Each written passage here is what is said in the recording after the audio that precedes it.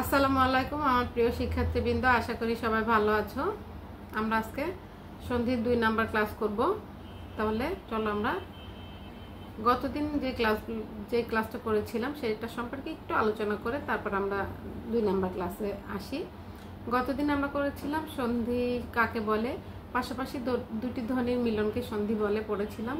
এরপর বলেছিলাম বাংলা সন্ধি পড়বো আমরা আজকে। বাংলা সন্ধি 2 প্রকার, একটা হচ্ছে স্বরসন্ধি আর একটা হচ্ছে ব্যঞ্জন সন্ধি। স্বরধ্বনির সাথে স্বরধ্বনির মিলনে যে সন্ধি হয় তাকে স্বরসন্ধি বলে, আর স্বরধ্বনির সাথে ব্যঞ্জন ধ্বনির মিলনে, ব্যঞ্জন ধ্বনির সাথে স্বরধ্বনির মিলন এবং ব্যঞ্জন ধ্বনির সাথে ব্যঞ্জন ধ্বনির মিলনে যে সন্ধি হয় তাকে ব্যঞ্জন সন্ধি বলে। এরপর আমরা কিছু স্বরসন্ধির নিয়ম পড়েছিলাম বাংলা, কিছু ব্যঞ্জন সন্ধির নিয়ম পড়েছিলাম। আজকে আমরা পড়ব তৎসম সন্ধি। তৎসম সন্ধিকে কয় ভাগে ভাগ করা যায় এটা পড়ব। তৎসম অর্থ সাধারণত তৎ অর্থ তার, সম অর্থ হচ্ছে সমান, আর তৎসম অর্থ হচ্ছে তার সমান। এটা আমরা কোথায় পড়েছি? বাংলা ভাষার শব্দ সম্ভার, মানে উৎস অনুসারে যে শব্দকে 5 ভাগে ভাগ করা যায়, তৎসম, অর্ধ তৎসম, তদ্ভব, দেশি, বিদেশি। ওইখানে আমরা তৎসম শব্দ সম্পর্কে কি পড়েছি, যে শব্দকে মানে যে শব্দ সংস্কৃত থেকে এসেছে এবং আজ পর্যন্ত যেরকম সেরকমই আছে, যেটার এখন পর্যন্ত কোনো পরিবর্তন হয় নাই, সেটাই হচ্ছে তৎসম। তাহলে আজকে আমরা কি পড়ব? তৎসম সন্ধি। তাহলে চলো তৎসম সন্ধি ক্লাস শুরু করি। তৎসম সন্ধিকে 3 ভাগে ভাগ করা যায়। একটা হচ্ছে স্বরসন্ধি, একটা হচ্ছে ব্যঞ্জন সন্ধি, আর একটা হচ্ছে বিসর্গ সন্ধি। আমরা আজকে শুধু 2 নাম্বার ক্লাসে স্বরসন্ধির ক্লাসটা করব। তাহলে স্বরবর্ণের ধ্বনির সাথে স্বরধ্বনির মিলনে যে সন্ধি হয় তাকে আমরা কি বলছি? স্বরসন্ধি বলছি। এখানে বলছে বাংলা ভাষায় বহু সংস্কৃত শব্দ অবিকৃত অবস্থায় আছে। ওই যে আমি তোমাদের বললাম তৎসম শব্দগুলো অবিকৃত, মানে সে প্রাচীনে যেরকম ছিল এখনো ওই অবস্থাতেই আছে, যেটার আজ পর্যন্ত কোনো পরিবর্তন হয় নাই, সেটাই হচ্ছে তৎসম। তৎ অর্থ তার, সম অর্থ সমান, তৎসম অর্থ হচ্ছে তার সমান, সংস্কৃতের সমান আর কি। তাহলে এই সন্ধিকে 3 ভাগে ভাগ করা যায়। তাহলে স্বরসন্ধির নিয়মে কি বলছে? স্বরধ্বনির সাথে স্বরধ্বনির মিলনে যে সন্ধি হয় সেটা হচ্ছে স্বরসন্ধি। এই স্বরসন্ধির আমরা এখানে পড়ব হচ্ছে প্রায় কয়টা নিয়ম? 14টা নিয়ম। 14টা নিয়ম আজকে আমরা শেষ করব। তাহলে 1 নম্বর নিয়ম তোমরা মনোযোগ দিয়ে শুনলে আমি আশা করি ক্লাসটা বুঝতে পারবা। সবাই মনোযোগ দাও ক্লাসে। আমি মুখে মুখে আলোচনা করে দেবো এবং পাশে স্ক্রিনে দেখবা এগুলোই থাকবে। আমি যেগুলো মুখে মুখে বলছি এগুলো পাশে স্ক্রিনে থাকবে, আমার পাশে স্ক্রিনে এগুলো থাকবে। তোমরা খেয়াল করে আমার কথার সাথে মিলিয়ে নিলে তোমরা বুঝে ফেলবা যে সন্ধি আসলে কিভাবে নির্ণয় করতে হয়। তাহলে 1 নম্বর নিয়ম বলছে অকার কিংবা আকারের সাথে অকার কিংবা আকার যদি হয় তাহলে উভয় মিলে কি হয়? আকার হয়। মনে রাখবা সন্ধি করতে গেলে সবসময় যেমন স্বরে অ, স্বরে আ বা অ আ, তাহলে আ হবে। রস্বই দীর্ঘের ক্ষেত্রে কি হবে? দীর্ঘই হবে। রস্য দীর্ঘর ক্ষেত্রে কি হবে? দীর্ঘ হবে। এ ওইর ক্ষেত্রে কি হবে? ওই হবে। ও এর ক্ষেত্রে কি হবে? ও হবে। তার মানে কি বড় বর্ণটা সবসময় টিকে থাকবে, আর যে বর্ণটা আগের বর্ণ পরের বর্ণটা টিকে থাকবে, আগের বর্ণটা থাকবে না। তাহলে অকার কিংবা আকারের সাথে অকার কিংবা আকার যদি হয় উভয় মিলে কি হয়? আকার হয়। উদাহরণগুলো বলছে দেখো, নরাধম, নর যোগ অধম, নরের রয়ের সাথে অ আছে, অধমের সাথে অ আছে, অ যোগ অ ইজিক্যাল টু, আমরা যখন নরা বলতেছি, নরাধমের নরা বলতেছি, রয়ের সাথে আকার হয়ে যাচ্ছে নরাধম। এরকম এখানে উদাহরণ দিয়েছে। হিমাচল কি হবে? হিম যোগ অচল, প্রাণাধিক, প্রাণ যোগ অধিক, হস্তান্তর, হস্ত যোগ অন্তর, হিতাহিত, হিত যোগ অহিত। 2 নম্বর নিয়ম বলছে অ আর আ। আমরা প্রথমটা পড়লাম অ যোগ অ, এখন আমরা পড়বো অ যোগ আ ইজিক্যাল টু আ। যেমন হিমালয় কি বলছে? হিম যোগ আলয়। তাহলে ময়ের সাথে অ আছে আর আলয়ের সাথে আকার আছে, আ আছে, আ সরাসরি আ এখানে আছে। তাহলে অ যোগ আ ইজিক্যাল টু, আমি যখন বলছি হিমালয় তখন হিমা কি হয়ে যাচ্ছে? আকার হয়ে যাচ্ছে। তাতে এরকম উদাহরণ থাকবে দেবালয়, রত্নাকর, সিংহাসন। এরপরে বলতেছে আ যোগ অ, যেমন এখানে উদাহরণ দিয়েছে যথার্থ। তাহলে কি হচ্ছে? আ আগে চলে আসছে তারপর অ যাচ্ছে, তাহলে কি হচ্ছে? যথা যোগ অর্থ, যথার্থ। আশা যোগ অতীত, আশাতীত। কথা যোগ অমৃত, কথামৃত। মহাযোগ অর্ঘ্য, মহার্ঘ্য।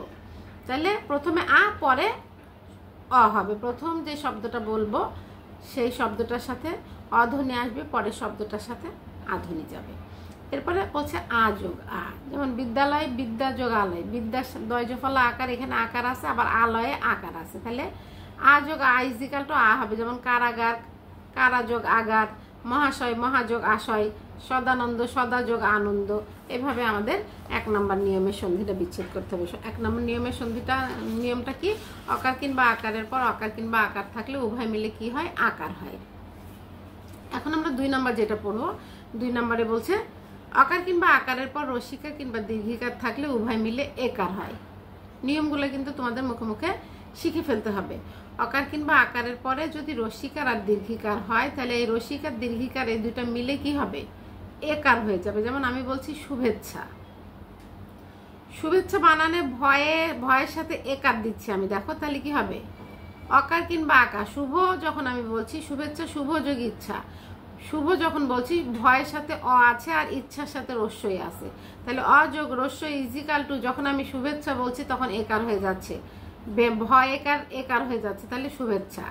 এরপরে দেখো যথেষ্ট, যথা যোগ ইষ্ট, এটা হচ্ছে আ যোগ রস্যই, একটা হচ্ছে অ যোগ রস্যই ইজিক্যাল টু এ, একটা হচ্ছে আ যোগ রস্যই ইজিক্যাল টু এ, যথা যোগ ইষ্ট যথেষ্ট। এরপর বলতেছে অ যোগ রস্যই ইজিক্যাল টু এ, পরম যোগ ইস পরমেশ, পরম যোগ ইস, এটা হচ্ছে দীর্ঘই তালবস্য ইস। আবার বলতেছে মহেশ হচ্ছে মহাযোগ ইস, মহেশ। এরকম উদাহরণ দিয়েছে পূর্ণেন্দ্র শ্রবণেন্দ্রিয়, স্বেচ্ছা নরেশ রমেশ নরেন্দ্র, তাহলে পূর্ণযোগ ইন্দু পূর্ণেন্দু, শ্রবণ যোগ ইন্দ্রিয় শ্রবণেন্দ্রিয়, স্বযোগ ইচ্ছা স্বেচ্ছা, নরেশ কি হবে, নরেশ কি হবে, নর যোগ ইস নরেশ, রমেশ কি হবে, রমা যোগ ইস রমেশ, নরেন্দ্র নর যোগ ইন্দ্র। তাহলে আমাদের এখানে তোমরা স্ক্রিনে দেখতে পাচ্ছ অনেকগুলো উদাহরণ দেওয়া আছে, উদাহরণগুলো ভালো করে করে ফেলবে। উদাহরণগুলো আমি মুখে মুখে বলে দিচ্ছি, তোমরা শুনে উদাহরণগুলো লিখে রাখবা, তাহলে যখন বিচ্ছেদ করবা বা সন্ধি নির্ণয় করবা তখন ইনশাল্লাহ পারবা। 3 নম্বর নিয়ম বলছে অকার কিংবা আকারের পরে যদি রস্যকার কিংবা দীর্ঘকার থাকে উভয় মিলে কি হয়, ওকার হয়। ওইটা পড়লাম, অকার কিংবা আকারের পরে রস্যিকার কিংবা দীর্ঘিকার থাকলে একার হয়। আর এখানে বলতেছে রস্যকার কিংবা দীর্ঘকার থাকলে কি হবে, রস্যকার দীর্ঘকার থাকলে ওকার হবে। তাহলে 3 নম্বর নিয়মে দেখো সূর্যোদয়, সূর্য যোগ উদয় সূর্যোদয়। এরপর যথোচিত যথা যোগ উচিত। এরপর বলতেছে গৃহর্ধ গৃহ যোগ ঊর্ধ্ব, গঙ্গর্মী গঙ্গা যোগ উর্মি। এরকম আরো উদাহরণ দিয়েছে নীলোৎপল নীল যোগ উৎপল, চলর্মী চল যোগ উর্মি, মহোৎসব মহাযোগ উৎসব, নবরা নব যোগ উড়া, ফলোদয় ফল যোগ উদয়। এরকম আরো অনেকগুলো উদাহরণ আছে, যথোপযুক্ত, হিতোপদেশ, পর উপকার, প্রশ্ন উত্তর, এগুলো এভাবে পূরণ করতে হবে। প্রশ্ন যোগ উত্তর, পর যোগ উপকার, হিত যোগ উপদেশ, এভাবে। 4 নম্বর নিয়ম বলছে অকার কিংবা আকারের পরে যদি রিকার থাকে তাহলে রিকার কি হবে, অর হয়ে যাবে। অকার কিংবা আকারের পরে যদি রিকার থাকে তাহলে রিকারের উচ্চারণ, মানে যে শব্দটা আমি উচ্চারণ করব সেই শব্দটার ভিতর দিয়ে অরের উচ্চারণটা আসবে। আর এই অরটা কি হবে, রেপ বর্ণ হিসেবে পরের বর্ণের সাথে যে বসবে। যেমন আমি যদি বলি দেবর্ষি, ওর দেখো দেবর ওর উচ্চারণ হচ্ছে, তাহলে এখানে রিকার রেফ কি হচ্ছে, মধিনাশয়ের উপরে রেপ চলে যাচ্ছে, দেবর্ষি। তাহলে কি হবে, দেব যোগ ঋষি দেবর্ষি, মহর্ষি কি হবে, মহাযোগ ঋষি। এখানে দেবর্ষি অযোগ রি আর মহর্ষি হচ্ছে আযোগ রি। এরকম অধমর্ণ অধম যোগ ঋণ, উত্তমবর্ণ উত্তম যোগ ঋণ, সপ্তর্ষি সপ্তযোগ ঋষি, রাজর্ষি রাজা যোগ ঋষি। দেখো একটা জিনিস খেয়াল করে, যখন দেবর্ষি আমরা রস্যিকার দিয়ে বানান লিখছি, মহর্ষি রস্যিকার দিয়ে বানান লিখছি, সপ্তর্ষি রাজর্ষি যেগুলো রস্যিকার দিয়ে বানান আছে সেগুলো ঋষি হবে, আর যেগুলো রেপ দিয়ে বানান আছে অধমর্ণ উত্তমর্ণ এগুলো রেপ আছে না, মর্ণর সাথে রেপ আছে না, এগুলা কি হবে, ঋণ হবে। যেগুলা মর্ণ উচ্চারণ থাকবে সেগুলো আমরা সন্ধি বিচ্ছেদ যখন করবো তখন কি বলবো, অধম যোগ ঋণ উত্তম যোগ ঋণ। ঠিক আছে, 4 নম্বর নিয়ম গেল।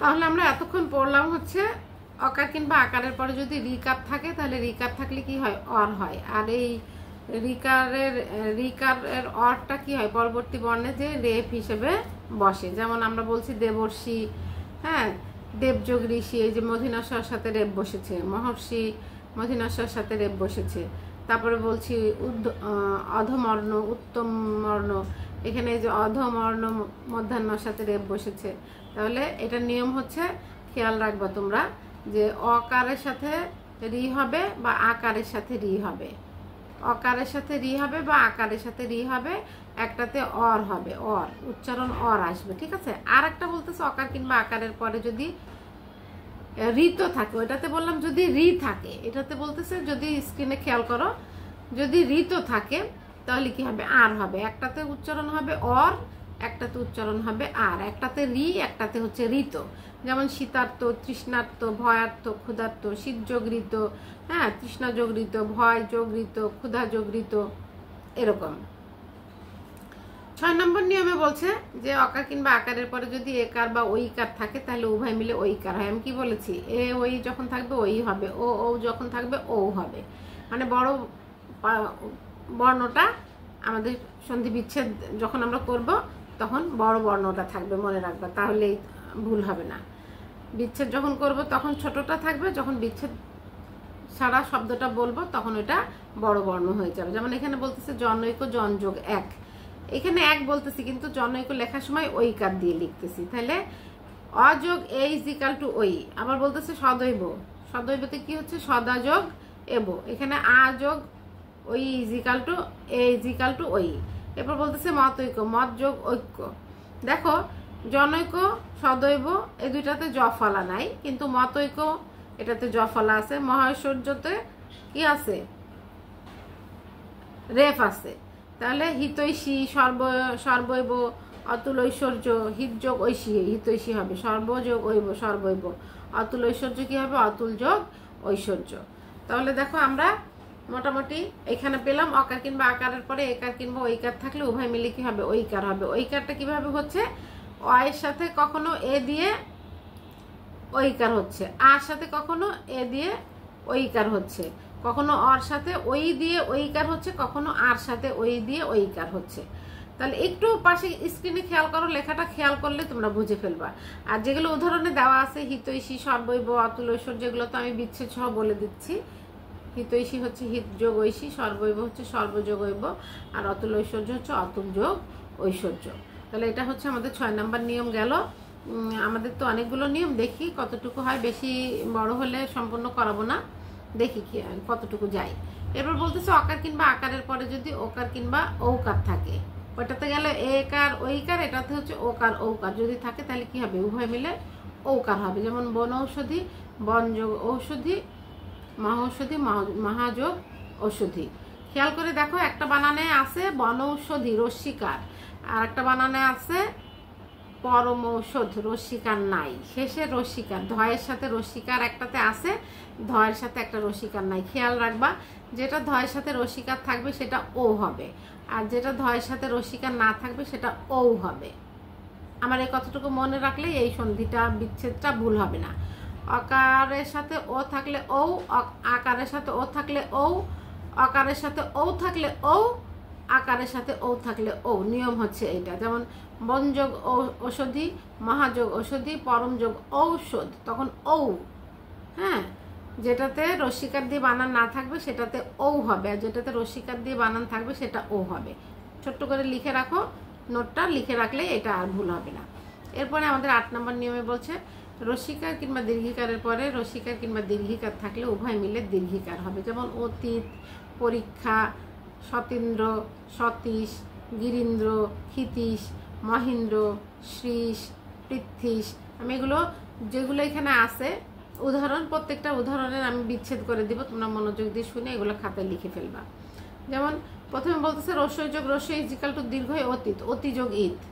আর পরীক্ষাতে কি বলছে, রস্যই যোগ দীর্ঘ ইজ ইকাল টু দীর্ঘ, পরিযোগ ইক্ষা, পরিতে রস্যিকার দিচ্ছি আর ইক্ষাতে দীর্ঘিকার দিচ্ছি। এরপরে বলতেছে সতীন্দ্র হচ্ছে সতীযোগ ইন্দ্র, দীর্ঘিকার যোগ রস্যইকার ইজ ইকাল টু দীর্ঘিকার। আর সতীশে হচ্ছে সতীযোগ ইস, দুইটাতে দীর্ঘিকার, সতীতেও দীর্ঘিকার, ইসেও দীর্ঘিকার। তাহলে গিরীন্দ্র কি হবে, গিরি যোগ ইন্দ্র। ক্ষিতীশ কি হবে, ক্ষিতি যোগ ইস। মহেন্দ্র হবে মহিযোগ ইন্দ্র। শ্রীশ কি হবে, শ্রী যোগ ইস। পৃথ্বীশ পৃথ্বী যোগ ইস। অতীব অতিযোগ ইব। প্রতীক্ষা প্রতিযোগ ইক্ষা। প্রতীত প্রতিযোগ ইত। রবীন্দ্র রবি যোগ ইন্দ্র। দিল্লীশ্বর দিল্লী যোগ ঈশ্বর। এভাবে তোমরা বিচ্ছেদ করে ফেলবা। এরপর 9 নম্বর নিয়ম বলছে রসিকার কিংবা দীর্ঘিকারের পর যদি রসিকার দীর্ঘিকার ভিন্ন অন্য স্বর থাকে, এই রসিকার দীর্ঘিকারের জায়গায় যদি জ ফলা থাকে, তাহলে এই জ ফলা লেখার সময় পূর্ববর্তী ব্যঞ্জনের সাথে লিখতে হবে। আমরা জানি রে পূর্ববর্তী বর্ণের সাথে লিখতে হয়, এরকম জ ফলা পূর্ববর্তী ব্যঞ্জনের সাথে লিখতে হবে। যেমন অত্যন্ত যখন আমরা লিখি অতি যোগ অন্ত, অ তয়জ ফলা, নয় তয় অত্যন্ত। তাহলে এটার নিয়ম কি? রস্যই যোগ অ ইজিক্যাল টু অন্তর্য যোগ অ, রস্যই যোগ আ ইজিক্যাল টু অন্তর্য যোগ আ, রস্যই যোগ রস্য ইজিক্যাল টু অন্তর্য যোগ রস্য, রস্যই যোগ দীর্ঘ ইজিক্যাল টু অন্তর্য যোগ দীর্ঘ, দীর্ঘই যোগ আ ইজিক্যাল টু অন্তর্য যোগ আ, রস্যই যোগ এ ইজিক্যাল টু অন্তর্য যোগ এ। দেখো নিয়মগুলো পাশে সুন্দর করে দেওয়া আছে, একটু খেয়াল করলেই পেরে যাবা। এখানে যে উদাহরণগুলো দিয়েছে বইয়ে, যেগুলো করে দেওয়া আছে সেগুলো তো আছেই, যেগুলো উদাহরণ দিয়েছে সেগুলো আমি বিচ্ছেদ করে দিচ্ছি, তোমরা মনোযোগ দিয়ে শুনে এগুলো তুলে নাও। আমি এইভাবে করিয়ে পরবর্তীতে তোমাদের আর একটা একটু লিখে তোমাদের সন্ধি ক্লাসটা করাবো, তাহলে তোমাদের যতটুকু সমস্যা থাকবে ক্লিয়ার হয়ে যাবে ইনশাল্লাহ।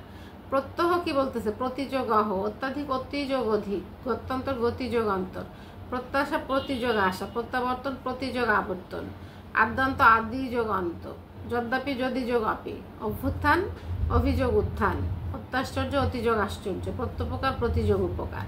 এভাবে মানে নিয়ম ধরে করলে প্রত্যেকটা সন্ধি বিচ্ছেদ তোমরা পারবা। সন্ধি কিন্তু এত কঠিন কোনো কিছু না, শুধু নিয়মটা শিখতে হবে। এখানে যে নিয়মটা আমি বলছি আর পাশে যেই ছোট ছোট করে প্লাস চিহ্ন দিয়ে নিয়মগুলো দেখিয়ে দিয়েছে, এই নিয়মগুলো তোমাকে বুঝে ফেলতে হবে। 10 নম্বর নিয়ম বলছে রস্যকার কিংবা দীর্ঘকারের পর যদি রস্যকার দীর্ঘকারের পর উভয় মিলে কি হবে? দীর্ঘকার হবে। রস্যকার কিংবা দীর্ঘকারের পর যদি রস্যকার কিংবা দীর্ঘকার থাকে, উভয় মিলে দীর্ঘকার হবে। যেমন মরুদ্যান বানান যখন আমরা লিখি তখন কিন্তু দীর্ঘকার দিয়ে লিখি, বহুর্ধ যখন লিখি দীর্ঘকার দিয়ে লিখি, যখন বধূৎসব লিখি বধূ বানানে কিন্তু দীর্ঘকার দিই আমরা, ভূর্ধতে ভূর্ধ বানানে ভয় দীর্ঘকার দিই আমরা। তাহলে রস্য যোগ রস্য ইজিক্যাল টু দীর্ঘ, রস্য যোগ দীর্ঘ ইজিক্যাল টু দীর্ঘ, দীর্ঘ যোগ রস্য ইজিক্যাল টু দীর্ঘ, দীর্ঘ যোগ দীর্ঘ ইজিক্যাল টু দীর্ঘ। দেখো মরুদ্যান, ভূর্ধ, বধূৎসব এগুলো সব এখানে করে দিয়েছে, বহুর্ধ যেভাবে করে দিয়েছে, একটা রস্য যোগ রস্য, একটা রস্য যোগ দীর্ঘ, একটা দীর্ঘ যোগ রস্য, একটা দীর্ঘ যোগ দীর্ঘ। তাহলে এই নিয়মগুলো যদি একটু ফলো করো তাহলে তোমরা সন্ধি পেরে যাবা। এরপরে 11 নাম্বার বলতেছে রস্যকার দীর্ঘকারের পর যদি রস্যকার দীর্ঘকার ভিন্ন, একটা পড়লাম জ ফলা, এবার হচ্ছে ব ফলা। আমাদের ফলা যে আছে ম ফলা, র ফলা, ব ফলা, জ ফলা, আমরা সন্ধি বিচ্ছেদ করছি এখন ব ফলা দিয়ে, ঠিক আছে? তো যখন ব ফলা থাকবে, ব ফলা কিভাবে লিখতে হবে? পূর্ববর্তী বর্ণের সাথে লিখতে হবে। যেমন আমি যদি বলি স্বল্প, মনে রাখবা এটা খেয়াল করে, ব ফলা দিয়ে যতগুলো সন্ধি বিচ্ছেদ আমরা করব সবগুলোতে কি হবে? রস্যকার দীর্ঘকার, কোনোটাতে রস্যকার হবে, কোনোটাতে দীর্ঘকার হবে। যেমন স্বল্প শয় বয়ে, তখন কি হবে? এই ব ফলা উঠে যাবে, যে সুযোগ অল্প। অল্প কেন হলো? যেহেতু আমরা স্বরসন্ধি করতেছি, স্বরসন্ধি করলে স্বরসন্ধির স্বরবর্ণ নিয়ে আসতে হবে। এখানে যদি তুমি সযোগ বল্প দাও তাহলে হবে? বল্প দিলে তো ব্যঞ্জন বর্ণ হয়ে যাবে, এই জন্য সযোগ অল্প দিতে হবে, ঠিক আছে? এবার স্বাগত সুযোগ আগত, অন্বিত অনুযোগ ইত, তন্বিত অনুযোগ দীর্ঘই, অন্বেষণ অনুযোগ এষণ, পশ্চাধম পশ্চযোগ অধম, পশ্চাচার পশ্চযোগ আচার, অন্যয় অনুযোগ অয়, মনান্তর মনোযোগ অন্তর, ঠিক আছে? পশুযোগ অধম, পশুযোগ আচার, অনুযোগ অয়, মনোযোগ অন্তর। এটা গেল আমাদের 11 নম্বর নিয়ম। এটা হচ্ছে বফলার নিয়ম। বফলার নিয়ম মনে রাখবো, বফলার নিয়ম যখনই আসবে তখনই রস্যকার হবে। ওই যে বলছে রস্যকার দীর্ঘকার ভিন্ন অন্য স্বর যখন আসবে, ওই অন্য স্বর বলতে জফলা বফলা এগুলাকে বোঝাচ্ছে। এরপরে 12 নম্বর বলতেছে যে আমরা যেমন বলি পিত্রালয়, মাত্রালয়, হ্যাঁ, পিত্রাদেশ, মাত্রাদেশ। তাহলে এখানে আমরা দেখো পিত্রালয় যখন আমরা বলতেছি তয়রফলা আকার দিচ্ছি, আবার মাত্রালয় যখন বলতেছি তয়রফলা আকার দিচ্ছি। যে তয়রফলা আকার দিয়ে বানানটা যখন থাকবে সন্ধি বিচ্ছেদে, তখন বলতেছে রিকারের পর বিভিন্ন অন্য স্বর যদি থাকে, এই যে রফলা, এটাও তো ফলার মধ্যে পড়ে, ম ফলা, ব ফলা, র ফলা, এটাও ফলা, অন্য স্বরের নিয়ম। বলতেছে যখন ফলা আসবে তখন কি হবে? রিকার দিয়ে লিখতে হবে। পিত্রালয় তখন কি হবে? পিতৃযোগ আলয়, মাত্রালয় মাতৃযোগ আলয়, পিত্রাদেশ পিতৃযোগ আদেশ, মাত্রাদেশ মাতৃযোগ আদেশ। তার মানে কি? ফলাটা তখন রিকার হয়ে যাবে, ফলাটা কি হবে? রিকার হয়ে যাবে। এরপর বলতেছে এ ওই ও ও। এই এ ওই ও যখন হবে মনে রাখবা, এ ওই যখন হবে তখন হচ্ছে অয় আর আয় হবে। এ ওই নিয়ম যখন হবে তখন অয় আর আয় হবে, আর ও ও এর নিয়ম যখন হবে তখন হবে অব আর আব। দেখো বিচ্ছেদগুলো দেখলে তোমরা বুঝতে পারবা। যেমন নয়ন যখন আমরা উচ্চারণ করতেছি তখন কিন্তু অয় উচ্চারণ হচ্ছে, শয়নে কি উচ্চারণ হচ্ছে, অয় উচ্চারণ হচ্ছে। নায়ক যখন আমরা উচ্চারণ করতেছি আয় উচ্চারণ হইতেছে। এই যে নাই মানে আয় আর নয় মানে অয়, তাহলে অয় আর আয় যখন উচ্চারণ হবে তখন কি হবে এ আর ওই। কোন বর্ণের সাথে হবে? ওই যে আমরা যেমন নয়ন নে যোগন, শয়ন সে যোগন, নায়ক নই যোগক, গায়ক গই যোগক। আর ও ও হবে যখন তখন হবে অব আর আব। যেমন এই যে পাবক, দেখো পাবক, এই যে পাবে কি পাচ্ছি, আব পাচ্ছি, আর পবনে কি পাচ্ছি, অব পাচ্ছি। যখন অব হবে তখন ওকার, আর যখন আব হবে তখন ঔকার। তাহলে সন্ধি বিচ্ছেদ যখন করব প্রথম যে ধ্বনিটা আমরা দেব সেই ধ্বনির সাথে ঔকার দিয়ে লিখতে হবে, ওকার দিয়ে লিখতে হবে। এখানে একটু খেয়াল করো তোমরা পাশের স্ক্রিনে, যেমন পবন পৌযোগন, পাবক পৌযোগক, গবাদি গোযোগ আদি, গবেষণা গোযোগ এসোনা, পবিত্র পৌযোগিত্র, নাবিক নৌযোগ ইক, ভাবুক ভৌযোগ উক। এগুলো হচ্ছে এই সন্ধির নিয়ম 13 নাম্বার। এখানে পাশে ছোট করে দিয়ে দিয়েছে এ যোগ অ যখন হয় তখন অই হয়, আর ওই যোগ অ যখন হয় তখন আয় হয়, ও যোগ অ যখন হয় তখন অব হয়, ও যোগ অ যখন হয় তখন আব হয়। পাশের এই নিয়মটা খেয়াল করো তোমরা স্ক্রিনে, এই নিয়মটা খেয়াল করলে কিন্তু বুঝে ফেলবা। তাহলে এটা গেল আমাদের 13 নম্বর নিয়ম। এরপরে আমাদের 14 নম্বর নিয়ম যেটা বলছে, এটা হচ্ছে নিপাতনের সিদ্ধ। নিপাতনের সিদ্ধ কোনো নিয়মের মধ্যে পড়ে না, নিয়মের বাহিরে। এটা আমাদের ব্যাকরণবিদরা যেভাবে তৈরি করে দিয়েছে, আমাদের নিয়মটার মধ্যে না আসলেও আমাদের এভাবে এটা পড়ে ফেলতে হবে। যেমন কুলোটা, কুলযোগ অটা, গবাক্ষ গোযোগ অক্ষ, পৌর কি হবে, প্রযোগ ঊর্ধ্ব, অন্যান্য অন্য যোগ অন্য, মাতণ্ড মার্ত যোগ অণ্ড, শুদ্ধোদন হচ্ছে শুদ্ধ যোগ ওদন। এই নিপাতনের সিদ্ধ স্বরসন্ধিটা কিন্তু ভেরি ভেরি ইম্পর্টেন্ট। এটা একটু ভালো করে পড়বা, এখান থেকে ম্যাক্সিমাম সময় আমাদের পরীক্ষায় আসে। সামনে তোমাদের এসএসসি পরীক্ষার্থী যারা, তাদের টেস্ট পরীক্ষা, আবার ফেব্রুয়ারিতে তোমাদের ইনশাল্লাহ এসএসসি পরীক্ষা হবে। তোমরা খেয়াল করে দেখবা যে এই 13 নম্বর যে নিয়মটা বললাম, অয় আয় অবাব, এখান থেকে পরীক্ষায় নৈবৃত্তি আসে বেশি। তারপরে এই যে নিপাতনের সিদ্ধ, এটা থেকে আসে বেশি। খেয়াল করে দেখবা আমার কথার সাথে মিলে যাবে। এই অংশ থেকে কিন্তু পরীক্ষায় আসে, একটু খেয়াল করলে তোমরা কমন পেয়ে যাবা। আর তোমাদের যে বইটা আছে সেই বইটাতে ডিটেলস সন্ধি বিচ্ছেদ দেওয়া নাই, এই জন্য আমি পুরাতন বই থেকে তোমাদের করাই দিতেছি। এটা ভালো করে মনোযোগ দিয়ে করলে এটা তোমাদের ভবিষ্যতে এটা কাজে লাগবে। তাহলে আজকে স্বরসন্ধি শেষ করলাম। কোনো জায়গায় বুঝতে সমস্যা হলে কমেন্টে লিখে দিও। আবারও সন্ধির আর একটা ক্লাস নিয়ে তোমাদের সামনে হাজির হবে। এ পর্যন্ত সবাই ভালো থেকো, সবাইকে অসংখ্য ধন্যবাদ।